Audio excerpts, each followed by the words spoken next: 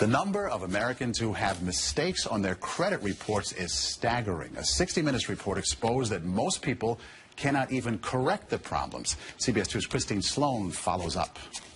Meg Pasternak says a mistake on her credit report nearly destroyed her credit.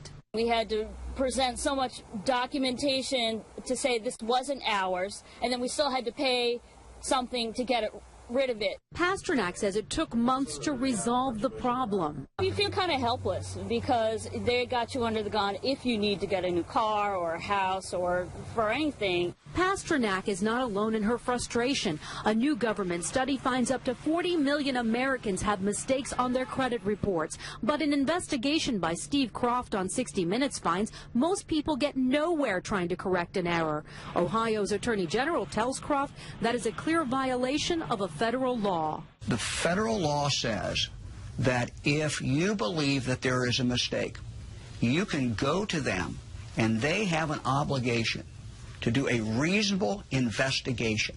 They're not doing a reasonable investigation. End result, if we're successful, is a deletion of that record from your credit report. The credit pros in Newark help people fight agencies like TransUnion and Experian. All the information they receive from a customer, they translate it into a code. They don't forward the letter and the proof of payment to the creditor.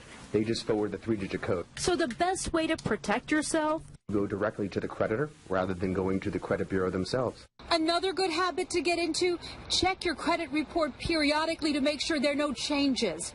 In Clark, New Jersey, Christine Sloan, CBS 2 News. And like 60 Minutes, we were unable to get an actual person at the 3 credit reporting agencies. 60 Minutes was referred to the spokesperson for the agencies, who provided a statement citing an industry-sponsored survey that showed 95